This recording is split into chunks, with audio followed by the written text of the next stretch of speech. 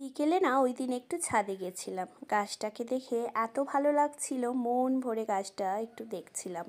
গাছটা জানো তো হঠাৎ করেই কাকু লাগিয়েছিল, তারপর কাকুর হাতে সেই যত্নে কি সুন্দর করে বেড়ে উঠেছিল। নমস্কার, আমি চন্দ্রিমা। আই হোপ আজকের ভিডিওটা তোমাদের ভালো লাগবে। বিকেল থেকে ভিডিওটা ওই দিন স্টার্ট করেছিলাম তোমাদের সাথে নিয়ে। একে একে চলো গল্প করি আর একটু একটু করে বলতে থাকি ওই দিন কীভাবে দিনটা স্পেন্ড করলাম।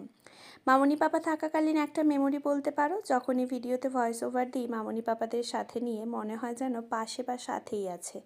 অনেকটা ভালো লাগা কাজ করে, তার সাথে খারাপ লাগাও থাকে। ওই সময় না 1 থেকে 1.5 লিটার মতো দুধ আনা হতো, কারণ চা খাওয়া হতো, মাঝে মাঝে একটু সিমুই, অনেক কিছু বানানো হতো, তো একটু বেশিই দুধ রাখতাম।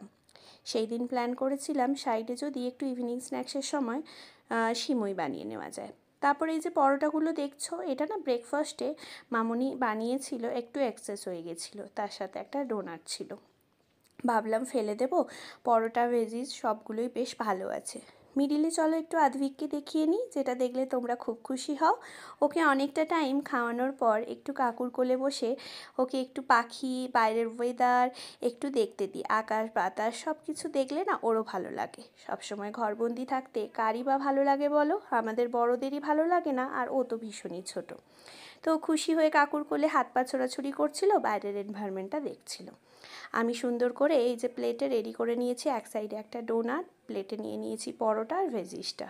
এই যে একটু খাওয়া টাইপসের দেখছো না, এটা হাত দিয়ে ছিঁড়ে সকালবেলা আমি একটু খেয়েছিলাম। তারপর হাজব্যান্ড না একটা মনে হচ্ছে ব্রেকফাস্ট টাইমে কিছু এনেছিল, যেটা খেয়ে আর খাওয়ার ইচ্ছা ছিল না বলে প্রত্যেকেরই ব্রেকফাস্টটা বেড়ে গেছিলো। তারপর দুজনের জন্য চা করে নিয়েছিলাম, পাপার চাটা নিচে পাঠিয়ে দিয়েছিলাম।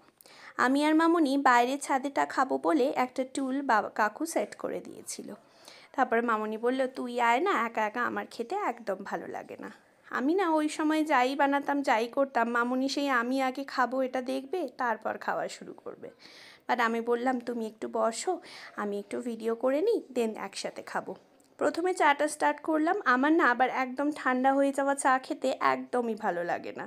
গরম গরম চাটা খেয়ে নিতে আমি বেশি পছন্দ করি। তারপর মিডিলে চলে গেলাম যে আদ্ভিকের পটাটো বয়েল হয়েছে কিনা দেখতে। চেক করে দেখলাম বেশ সুন্দর, স্ম্যাশ করে খাওয়ানো যাবে। মামনিকে রেসপন্সিবিলিটিটা দিয়ে দিয়েছিলাম, সেই যেন দিদুন যেন বলার আগেই নাতিকে খাওয়ানোর জন্য সব সময় রেডি থাকতো। তারপর মিডিলে যখন সিমুইটা হয়ে গেছিলো, সেটা না সবাই ইভিনিং স্ন্যাক্সে খেয়েছিলাম।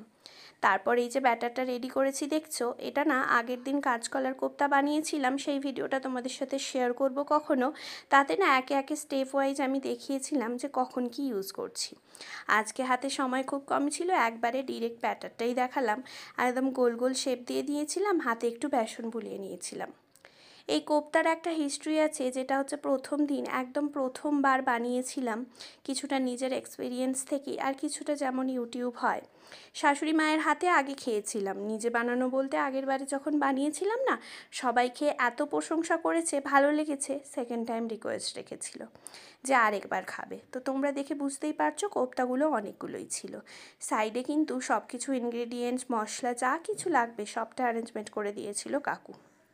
কোপ্তা অনেকগুলো ভাজতে হয় বলে হাজব্যান্ড যখন ফ্রি হয়েছিল মশলা করার আগে, ও আমাকে কিছুটা হেল্প করছিল। কাকু সবসময় হেল্প করতে পারছিল না, বিকজ কাকুর আবার সাইডে একটা অন্য মেনু প্রিপারেশন করতে হচ্ছিল। তো সবাইকে খাওয়াবো বলে মাঝে যেহেতু পাপা মামনিও ছিল, ভাবলাম পাপা মামনিও টেস্ট করতে পারবে, বেশি ভালো হবে। মশলাটা রেডি করে নিয়েছিলাম, তারপর একে একে কোপ্তাটা অ্যাড করব বলে প্রিপারেশন নিচ্ছিলাম। ঘিটা কিন্তু এই কোপ্তায় মাস্ট, বেশ সুন্দর লাগে, দিতে হয়, টেস্টটাও এনহ্যান্স করে। তো মশলাটা কষিয়ে নিচ্ছিলাম, একদম নিরামিষ মশলা। যখন আমি কাঁচকলার কোপ্তার আগের গ্রেভিটা তোমাদের সাথে শেয়ার করব মেনুটা, তখন বলে দেবো একে একে কী করেছিলাম। একটু ধনেপাতাও কাট করে রেখেছিলাম, যেটা অ্যাড করব বলে। তার সাথে মশলাটা হয়ে গেলে ভেবেছিলাম কোপ্তাগুলো জল দিয়ে অ্যাড করে নিচে নিয়ে চলে যাব, কারণ আদিভিক না ভীষণ দুষ্টুমি করছিল, ওর আবার খিদেও পেয়ে যাচ্ছিল, ওর একটা খাওয়ানোর সময় থাকে, তো সেই সময়ের মধ্যে খাইয়ে দেবো বলে।